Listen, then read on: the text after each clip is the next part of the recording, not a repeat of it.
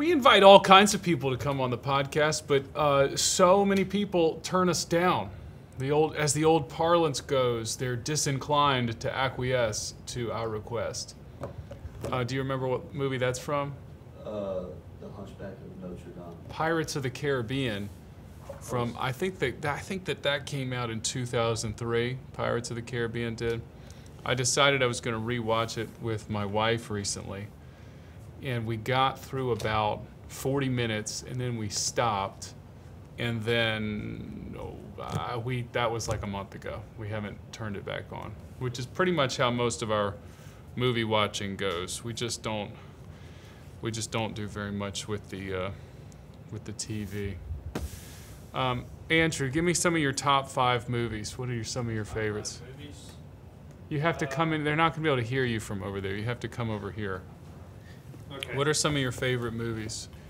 I would say, growing up, my first ever movie that I ever saw was Cars. So Dad took me to the movie theater to see that. What was your first movie? How old are you again? 22. You're 22. Yeah. That means that you were born in 2004, 2003? 2003, yeah. So he was born in 2003, and the first movie you ever saw. What year did Cars come out? Did it come out that? So that's the first one you remember. Right. Okay. And is that still your favorite? You like anime? I still like it. I'm a big fan of the Cars series. But like my favorite movies, I like Titanic. Let's see. Titanic. So stop. What? That was quite a jump. Number one, you went back like 10 years. What do you? So tell me why. Tell me the story behind you liking Titanic. I've just been a big history buff on the Titanic. So you're really into Titanic specifically. Right. And the ocean and all that. Plus, I mean, the story's really good. So. So you got into the so do you like all the? Because James Cameron has kind of remade that movie in a couple different ways. You know, Avatar has almost the same story, just without a sinking ship. I never saw the second Avatar. The second Avatar came out, right? It did. I didn't see it. How are those movies so successful overseas? I feel like I don't see anything about them in the United States, and then next thing you know, they've made over $1 billion. I'm the only one that cares about this. Keep going. Keep going. No, I just need to finish with the rest. He has to give me 3 more movies, and then we'll start. We'll actually start the podcast. Yeah. So I'm a big war movie fan, so I like Saving Private Ryan. Excellent. What's the one with Andrew Garfield in it, where he's like a medic? Hacksaw Ridge is Hacksaw good. Ridge, yeah. And then you need to do one of these pods with Pastor. He'll love you. And then it's not a movie, but my favorite TV show is the Andy Griffith Show. So I love that show. Like, you're just saying that. You're not supposed to say this to me. You have to wait to suck up to Pastor. I've been watching it since I was like 10 years old. So. Which was a long time ago, as he made very clear earlier. So I asked you for 5 movies, and you didn't give me a 5th movie. You gave me the Andy Griffith Show. Right. Yeah. You're supposed to say that when Pastor's in the room. I mean, if from me or from him? If you want a 5th movie, I guess we can put No Time for Sergeants on there. I've never even heard of that. So, and Andy Griffith starred in that. I thought you took. Did he really? Yeah. And Barney was in it too. His name is Don Knotts. Right. I call him Barney, but so. But yeah, I'm a big old soul. So. You're a big old soul, right? Big old soul. All right, get out of here. Come on, Joanna. That's Andrew Nunnally, everybody. He's our new worship resident. He's doing a great job so far. That's his street name, Big Old Soul. Big Old Soul. That one's going to stick. See, you guys, I'm assuming you're going to cut all this out because I need to put my sweater on. If y'all stick around long, today's going to be an action-packed podcast now that it's officially beginning. We have wardrobe changes. There's been a wardrobe change. There will be no wardrobe malfunctions. However, if you stick around to the very end, there's a chance, however unlikely, that Joanna and I will engage in a wall sit competition. Oh. mean, do you really want to let everybody see? I thought about that before we got. Because I won the last one. So yes, you did. He gave it Handily, to me, I know. handily, I might add. So back when I started here That's at about Valley, the time that Andrew was born. I was if just. I'm- Hey, you stop beating me to the jokes. This is long before Andrew was born. Long before Andrew was born, when I started at Valleydale, I just could not handle how long our meetings were in the department. It was very difficult for him. I didn't even and looking back on it, I didn't even realize that I could have changed it at any moment. I could have changed it. Yes, one day you were like, wait a minute, I am in charge. We don't have to meet for 4 hours if I say we're not going to meet for 4 hours. I had that. Joanne and I had that conversation. I was like, "Do we have to have these meetings?" And she said, "Well, that's up to you, sir." And so now our meetings are usually about 20 minutes, or they involve us going to lunch, that's been a lot better. Yes, we have that today. I'm excited about it. During the time when our meetings were like 3.5 hours, I would get so antsy and frustrated that I would just go and do wall sits and just try to see how long I could hold it. I think at one point... he did it for 1 hour one time. Yes, thank you. At one point, I said, I'm doing this wall sit, and I was talking to somebody else, I don't know who it was, and your presentation or the thing that you're talking about has to be done before my muscles give out. And then they weren't done, but I was like, you're done. And then You're we done. moved, you're done. Great job. Not really. Move on to something else. Pastor Jeff tells us, he's told me this before. Pastor Jeff is our executive pastor. McGukin. That he likes the employees of the church to be brief, be bright, and be gone. And so I always try to, I never sit down unless he asks me to. And then I usually stand back up. Interesting. Pretty soon He's after never said that. that to me. Well, he likes you more She's than usually me. like, hey, come in, have a seat. He Lacey, bring us some coffee. I thought you were saying he called you Lacey. No. That's funny. He knows us so well. Oh, wow. Okay, yeah, so How we are talked you? about that. I'm good. Yeah? I'm good. You've had a big week this past week. Do you want to tell the people why? No, you don't. There are several. I have a little list of like, hey, these are some things that have happened that I can talk to. So we're about to put our house on the market. This is a big deal. Yes, you've talked about this. We've to done me. a lot of work. My husband has done the majority of the work, to be fair. My daughter, Lily. Do you do that thing to Ken? Time out for a second. Yeah. Do you do that thing to Ken where you say, we need to do this, and what you mean is he needs to do it? So actually, I have a good answer for you. Okay. We will have been married since 1997. So Hey, 28. That's the year I was born, actually. 97. Okay, shut up. Okay. 28 years. Great. Also, shut up. Yeah, 28 years at the end of this month. And what I have learned is he is such a doer and a figure-outer. Yes. And One of the loves things I to admire serve about him. me so well that I have to be careful even throwing an idea out 'Cause he'll just because do he it. will. One of the most recent things he did, our kitchen tends to get very hot, I guess as most kitchens do. The bad thing is it's right there next to the den, and it does have a little doorway that's open. And so I just one day said, I wonder if we could put a barn door there, and just when we're cooking, close that so that this room doesn't get so hot during the summer. Yeah. I went to the beach for 4 days, and I came back, and there was a barn door that he had built by hand Custom, and yeah. hung, and it's fabulous. I love it. So all of that to say, yes, I mean, he is definitely the one who usually implements. And then I just try to, when he doesn't do it when I'm out of town, like with the deck, I try to be there to hand him the screws or measure the board or whatever it is to help him. But he has to take the brunt of the. So after work on 28 that. years of marriage, you guys has finally figured this out.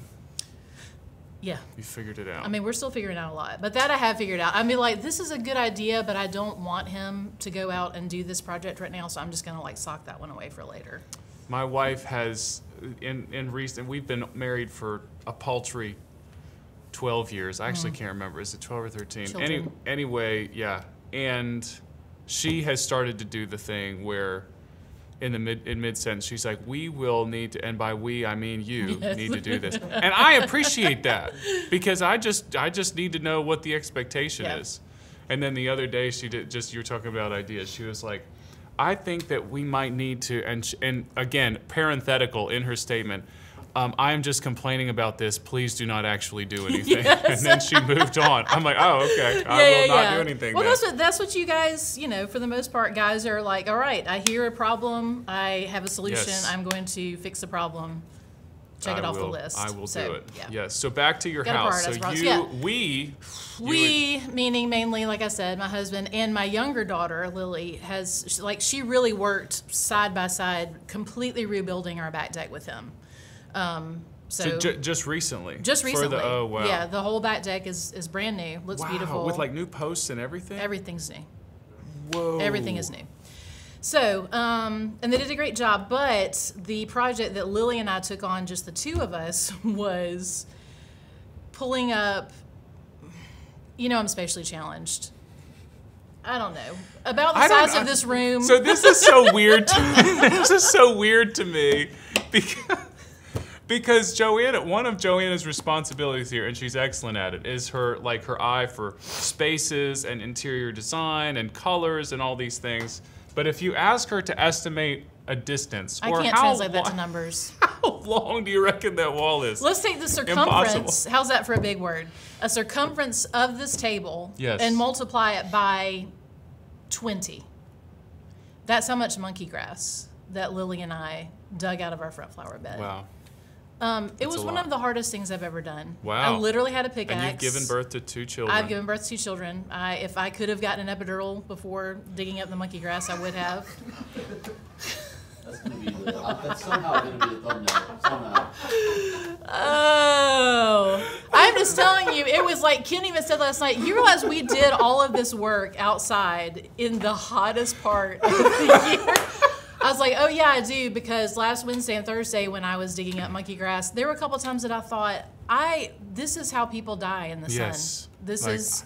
This is those tragic stories that you hear sometimes. This is what heat stroke feels like. Yes, so you just have to keep Actually, taking I breaks. don't feel anything anymore. Yeah, really. I can't see. I don't even know if I'm still. Am I in a hospital planet. now? Am Yeah, I so in anyway. a coffin now? That was the hardest thing that I did to get the house ready. But we're getting pictures made today. Yard looks great. House looks great. I'm excited We'll see for what you. happens with all that. Yeah. Is Lily still telling you all the things that she wants in her new house? But she doesn't have big ass. She wants a space to take care of as a garden, which she has Sure, at our sure. house. So we're gonna try to make that happen. So big week then. So there's that, and I think probably the other thing you're referring to I is, wanna talk about and I this. got permission. My older daughter, Ren, is now engaged. She's engaged. As of Rennie is Saturday. engaged. This is huge. Kind of crazy. I'm glad that you needed to save that for second because After the monkey grass. because people wouldn't have paid attention to the Yes, monkey grass yes. after that. Well, many congratulations. She and to her. Andrew is her fiance's name. They're very happy. They've been dating about 3 years. Did a beautiful job with the ring. I believe the stones are from his great grandmother's ring That's sweet. that he had reset for her. So got some sentimental value to it as well. But they're very excited and. Are they already talking dates? Not that I know of. Oh, okay. They didn't mention anything since Saturday. But I just got a text this morning like, hey, I sent y'all pictures if you want to post, because we were waiting for the official post before we post anything. She's also graduating from Auburn this Wow, weekend War Eagle. and officially moving to Nashville this weekend. She's been living with some very generous friends of ours in Murfreesboro, and then this weekend she's moving from Murfreesboro into Nashville proper. Yowza. Yeah. It's exciting. So, yeah, a lot going on. What a cool city. Nash Vegas. Yes. Lived there for many years myself. Right next to Kirkwood Avenue. Ooh, Yeah. that's What was nice. the name Kirkwood after you left? That's what I tried to tell people.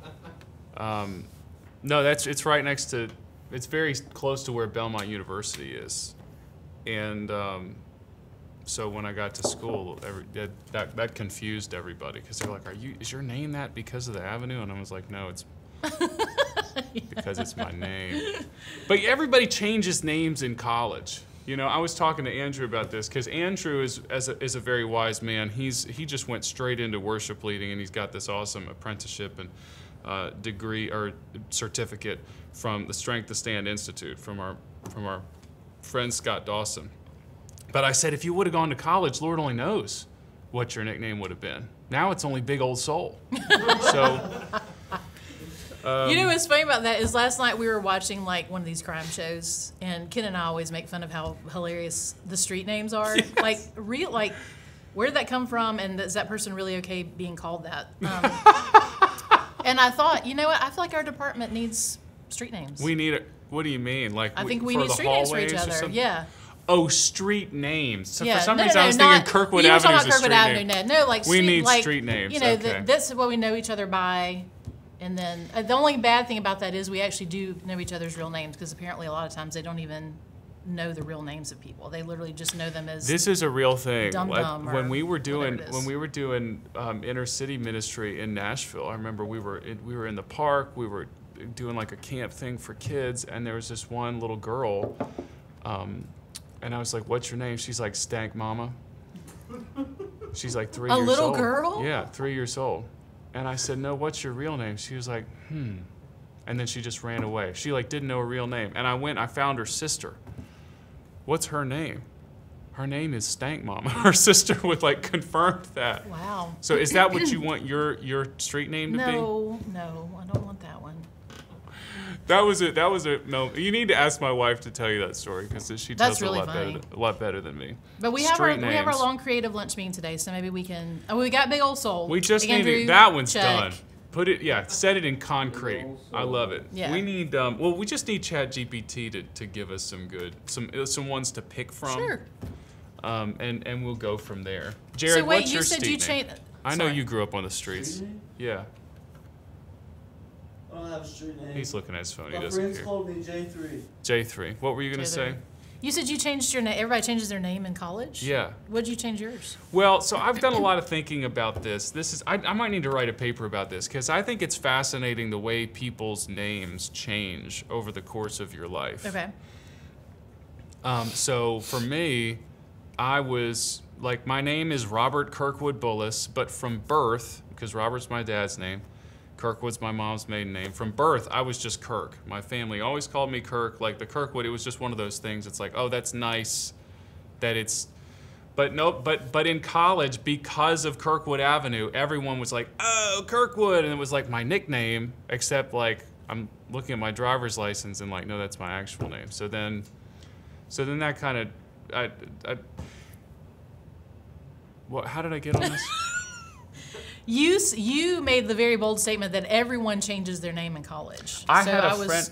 I had a asking about friend yours. of mine that really good friend. He was even a roommate for a while. That his name was Christopher, but I met him 3 weeks into freshman year, and at that point his name was Giorgio, and that was his name. It to the point where he went to the courthouse and added that as one of his middle names, just because it was so confusing that everyone called And he him. just made it up. He just wanted to be called No, that. somebody the RA got his name wrong.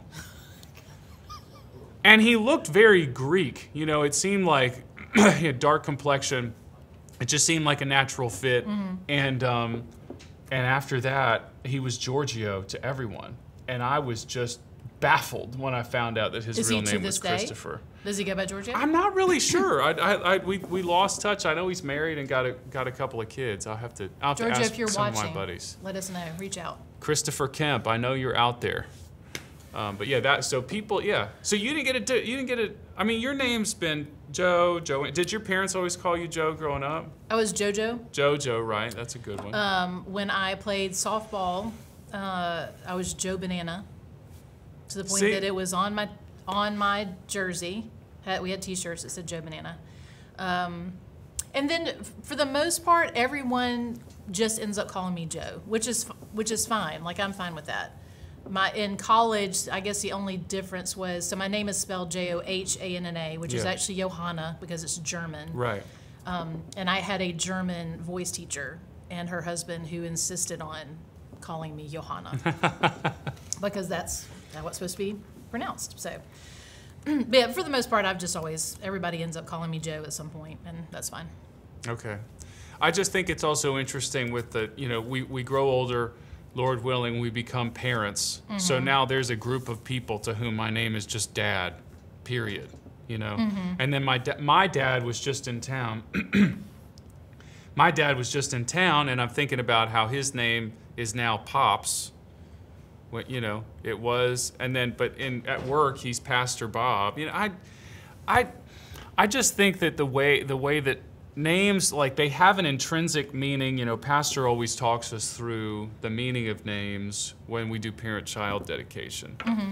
But like what names mean to you and how they continue to define your identity, and then also just the identity that they communicate to other people, and how you can understand how someone is relating to you by the name they even choose to address you with. Right. Is there a book about this? Somebody, Shirley. There's gotta be, don't call me Shirley, I've asked you about that. There's gotta be a book about this out there, so I just think that this is really, really interesting. But Sarah that's... doesn't know what to call my dad. Sarah, say what? Sarah doesn't know what to call my dad. Call him Dad. In her contacts, it still says Brother Bill. And doesn't She know what to calls call her father-in-law Brother Well, Bill? that's just what it says in her phone contact. She's like, I don't know what to call him. I said, you should just call him Pastor Bill. But she didn't like that. Pastor. She didn't want to call him Bill because it's disrespectful. Right. I said you should call him Dollar Bill. That's what I called him growing up. Dollar Bill. You did not call him Dollar Bill. Or Billiam. Street names. You had a street name for your dad. Or it's Billiam. His real name is William. And you call him Billiam? Billiam. I have a lot of terms of endearment for my dad too. A lot of times I'll call him Pastor Bob, but most of the time I just call him Dad. Sometimes I call him Dad, Daddy-O, because that's a line from Back to the Future. Do you remember that, when he's trying to talk to his past dad, and he's like, Dad, Daddy-O? Okay, we've lost Joanna. She's already doing No, work. I was looking up your question about the names. Oh, okay, and thank I you. didn't find She's a getting good those answer. numbers on my desk. I am dual roles this morning. You're doing a great job. Thanks. Thank you for not bringing your no coffee mug today. It's in the car. I left it in there intentionally. That's my favorite mug. There are things that when I see them, they make me smile, and I'm just like. You got the yeah. sweatshirt, didn't you? I did get the sweatshirt. I don't know where that is. Oh, I Come to bet think Lil of it. took it. Someone may have borrowed it. Should but- we talk some about Pastor's message? He's on the road. Yes, I have one quick question for you. Yes, of course. I'll take a long time answering it. So with school starting back, I was thinking about how fun it used to be to go and buy our school supplies. Yeah, Yes? wow, those were great days. So much fun. Mm-hmm. And then how the spiral notebooks were usually in a package of 4, Yes. blue, red, green, and yellow. So you could differentiate with the subjects. Yes. What colors did you use for what subjects? Oh, wow. Blue, green, red, yellow. Well, science was green. Of course. That was just a That's- natural fit. Yes. That was just a natural fit. Had to be. I think for me, blue was language arts. Yes, English. Let me just go ahead and fill in. Red was math. Yes, I think Yes. that's right. Okay, and then yellow. Social studies. I get. was Yeah, it- I what didn't was think the about other social one? studies. For me, I just always thought that was like my whatever, Oh, like yeah, whatever yeah. my enrichment That's your grab or bag. my. This is weird. Isn't that funny?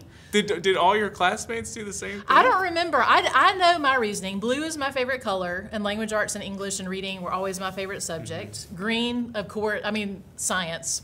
No explanation needed. Red, I hate math. Still hate math, and so it was like universal, no, stop, warning. That was what was red. And then yellow, I guess I was just indifferent about, so that was just like whatever the fourth This one is was. so I needed. interesting that I arrived. So we need to hear from people in the comments, or just text me. I want to know what. I feel like everyone is going to choose green for science, but I Because, feel like the yes. other ones can go back because I chose blue for English, language arts, whatever, just because the first textbook I remember was blue, and I was like, well, I'm just going to match it to the textbook. And red was my favorite color at the time, and math was my favorite. So, which not anymore. Math is, it's so funny. Math is not my favorite anymore. I don't enjoy math. So yeah, that is really funny. I've seen the memes about that though. They're just like, how did you label your notebooks in school, and why was blue always English, science always green? It's funny. Yeah, let us know. I like that. I like hearing about it. Yes, sometimes, and John Claxton especially will send me these memes of like what life was like in growing up '90s or whatever. Would that be '80s for you? It's not an insult. Foot in my mouth on that one. So, it shows like all of the, all the. I don't even know if there was like a brand name for the guys, but for the girls it was always like this Lisa Frank stuff. Yes. And you'd have these different erasers and particular colored pencils and the packaging and the way it looked. It's like, wow, this is triggering a strange part of my brain that has not been used in a really long time. Yeah. And now my kids are homeschooled, so I don't know like what those memories are going to be like for them. I don't necessarily think they're missing out on something. It's just I wonder. They're just different. It's so different. Yeah. Like, how is that going to be when they get older? So, but I think school is really starting. Is it starting this week? I know teachers are back Is this it the week. 7th? Today. Oh, Thursday. Yeah, this Thursday, the is- students yeah. come back. I trust you. I don't know. I'm thinking that's the same here. I know it. I don't want to admit it out loud because it changes my drive to work so much, but I'm sorry. Maybe not for much longer I though. think I'm going to be working remotely. Just for the next school 9 year. months. Yeah. Are you? Where are you guys trying to move to? Have you even looked That's a yet? great question. That's a great question. TBD. TBD. Haven't heard of that Birmingham, neighborhood. I will say, because several people, when they've heard we're putting a house in, where y'all going? But here, somewhere. They think you're We're leaving just the church. It's just like when I downsizing. took my brief vacation, and everyone Yes. was like, "Are you becoming Orthodox now?" We do not need 5 bedrooms any longer. Yeah. It's pretty cool. It's a flex. 5 bedrooms. Yes. Let's give our respect to Pastor by talking a little bit about this message yesterday. Yes. He started the message, and and if he was here, we would have a good laugh about this, Pastor. It's one of my favorite things you do. He started the message by talking about next week's message. Right. just like Pastor. I love it. His mind is already there. Yes, He's yes. like, okay, I'll come back down here with you plebeians, and I'll look at this text, but I'm already on to the next one. Yeah. I love that though. I love how excited he is about learning for himself, and so that he can. Me too. Well, Lead that's. us in that. I think that's why. I mean, that's part of his gifting. That's why he's able to communicate with such passion, because it gives him such joy. You can tell it's something that he's internalized. It's something that has changed him already, and now he's praying that it'll change us as well. And I'll have to. Well, I'll try to talk with him about this when he gets back, but he'll probably have forgotten it by then. But I really do treasure these messages on prayer. You guys know that's like one of my favorite things to talk about. One of my favorite things to do. So did you have the points? You said you were do. going to get those. Yeah. Excuse So point 1 was notice that the Word of God creates a hunger for prayer. me. That is absolutely true. And that's been, and Andrew, I got to have you read this book, simply called Praying the Bible by Don Whitney. There's other guys that have written about this. I think Don Whitney's treatment is the most concise. It's probably only 100 pages. And his whole thesis is, even if you have a disciplined schedule where you spend a lot of time in prayer, it's very easy to fall into the trap of praying the same old things about the same old things. And suddenly, that your relationship with the Lord can begin to feel stale. And his thesis is we need to use God's word to motivate and even define our prayers. And so that's what Pastor echoed in the message yesterday. He used the illustration talking about his own quiet times. He's open in that, like, he doesn't have an ultra scheduled. Some people are very diligent with Bible reading plans. that's not really pastor's MO. He's usually studying like the 18 chapters that relate to the particular chapter in the scriptures.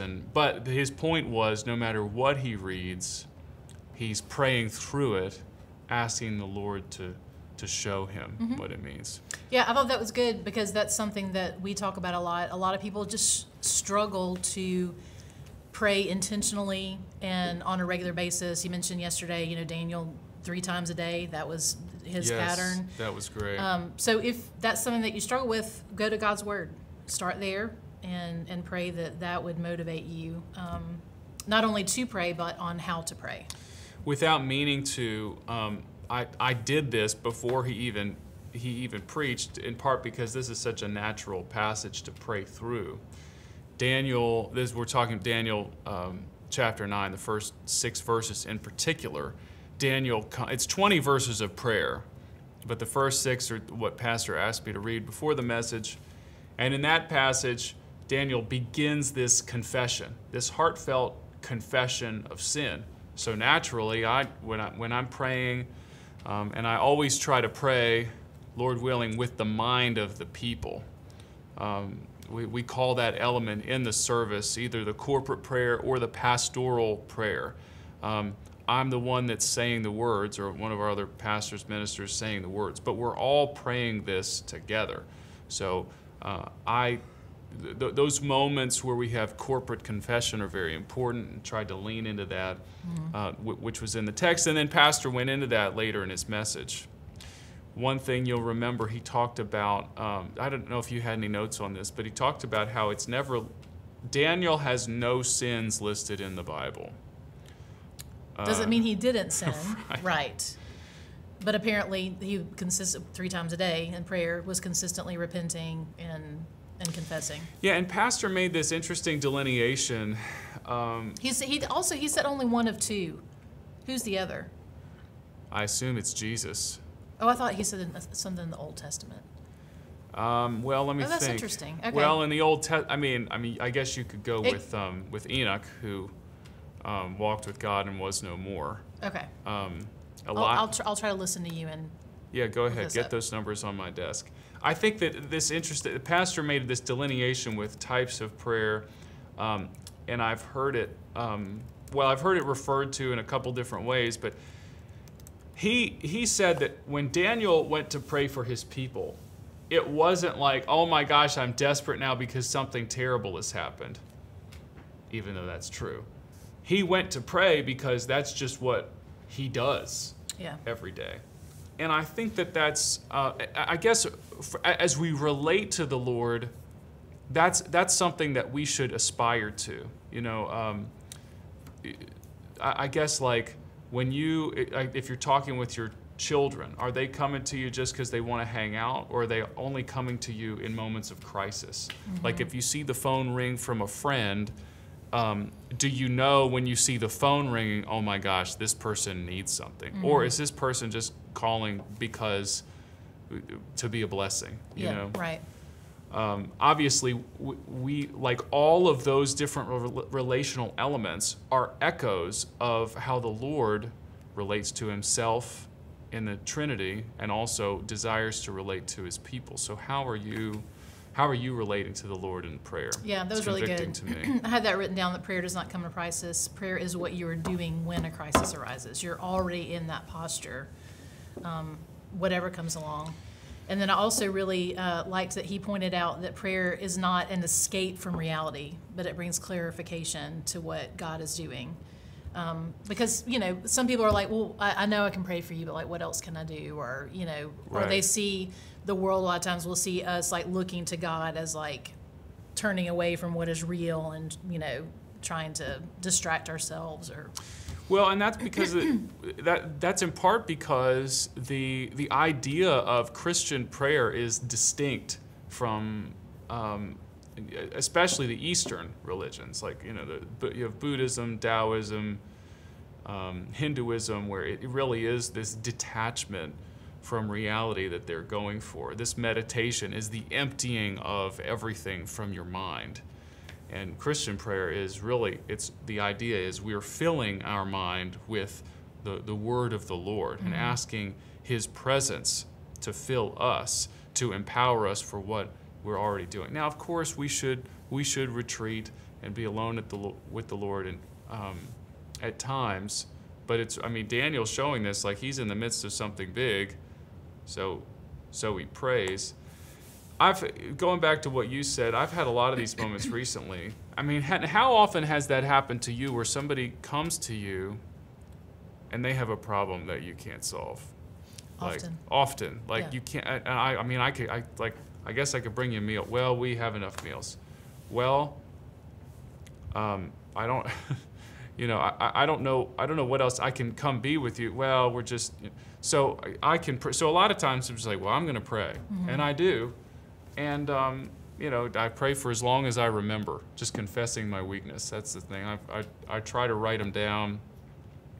I set a lot of reminders on my phone. My phone is constantly buzzing, telling me, oh, you need to remember to pray for so-and-so. Mm-hmm. My buddy Brock's having surgery this Thursday. I've got that one.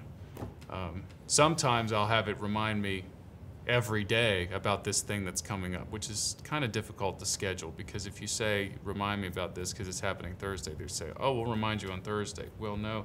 So this is my conversation with my phone. Thank you guys for coming to this I do often hear you in your series, set a timer for Yes. blah, blah, blah, or Right. set a reminder for blah, blah, blah. Yes. Yes. We need it. So what else do we need to talk Reminders about? are helpful. Reminders very helpful. When he talked about how it says over and over, we do not, in that corporate prayer, we do not listen, we do not listen, we do not listen, and yet that's exactly what we're asking God to do. I know we haven't been listening to what you're telling us, Lord, but we need something from you, so please listen. Well, and that's always, you never quite know exactly what the Lord is going to do. There are times when he just gives immense grace. We can see this. I'm reading with the kids around the supper table. I'm reading 1 Kings, and especially once you get into the list of all of the kings, there's times when it's like, wow, the Lord relents, and they absolutely did not deserve that. Mm-hmm. But he chooses to give great grace just because after 20 years they turned around and prayed one time. Mm-hmm. So we see the Lord move in response to the prayers of his people, sometimes even if you're really disobedient, and other times, not so much. Right. Other times he'll make you wait. But the key is you seek after him. Yes. And then a pastor ended yesterday with saying before Daniel even finished his prayer, the Lord had answered it, and that we need to see our prayers as being answered even in that moment. And that one is a little bit more difficult for me to think about, because I've been thinking about that since he said it, because I know there have been things that I prayed for years that I haven't seen an earthly answer to. Mm-hmm. Yeah. And I certainly know there are things that he's answered many, many prayers, and that's such an encouragement. I mean, my goodness, like I can think of just over even the past few months where this thing happened, and I'm like, wow, that is just 100% verbatim an answer to this prayer I have been praying for months and months and months. But he's already done it. It's a lot of times those things can be difficult to see. We joke about it sometimes, but like when you pray for the easy joke is you pray for humility, and then the Lord just humbles you, right? Or patience. Or patience. You're like, chance to be patient. But then there's other times where it's like, I prayed. I won't go into details, but I was praying for this specific thing for my daughter, and then and last night, I think that the Lord answered that prayer. But it was only because she did something that was so stupid, and it was like, and her spirit was broken because of what she had done, and I think it's only through that she's going to learn this particular lesson. You hate to see that. It's so hard. It made me so sad. Yeah, especially for parents because you have to see them go through some stuff that you would not ever choose for them, but then you see how God works through it, and you can't help but be grateful. But yeah. It's a little bit of a mixed bag. I am grateful just for what the access that we have to the Lord. That really kept coming up even as I was just talking to people in church yesterday. Just the access we have for the Lord. So I guess we can close or begin to close with that encouragement that brothers and sisters, you should absolutely be going to the Lord often and going with boldness, because he says all you have to do is ask. And if you don't know where to start by reading God's word. That's it. But please start at a place that's, if you're just starting out with reading the word, or I tell you what, this might be more of the people that are our viewers here. If you're like stalled out in your Bible reading plan, and you just can't read any more Leviticus, or whatever it is, please don't give up. Just tomorrow morning, when you open God's word, just go to one of the Gospels and start reading there. Start reading Matthew, Mark, Luke, or John, and just read a little bit and pray through that. Don't feel like you have to slog through things that you don't understand. Spend the time with the Lord and grow that relationship. And in time, he'll reveal to you more of the difficult things. That's good. I'm living proof of that. So speaking of difficult things, yes, apparently that's where he's going next week. Yes, Lots next week. of handouts, apparently, visuals. More bingo cards. More bingo cards. Yes. Yes, that is where he's going next week, which I'm excited about this because he told me you heard us on the podcast last week. He told us that he's going to tell us when the rapture is going to happen, that he's got the date for us, that he's able to calculate it based on what he's read in the latter half of Daniel 9. That it has a lot to do, apparently, with episodes of the Andy Griffith Show. No question about it. Yeah. So Pastor let us know that all of these other commentators have struggled with this passage and said it's very mysterious and don't know what it means. But Pastor, after synthesizing that information, still doesn't know exactly what it means. But we'll know more about what it means by the end of the service next Sunday than we do He now. does, yeah. He's going to give us some help in understanding the mystery of apocalyptic literature, and in no way is he going to make a prediction on a date prediction on the coming of Christ, because Christ himself says... And he doesn't even know the day or the hour. Yeah. No one knows the day. No one knows. Nor the day. The day nor the hour. Well, this has been fun. Sure. Sure. It's always fun, Kirkwood. You're just a joy to work with. We'll okay, next time we do this, Jared, remind me we need to give Joe an epidural just for this podcast, because this has clearly been very difficult for her. All right. All right, appreciate you guys. On with the day. Say goodbye, on Joe. On to the wall sits. Goodbye, Joe.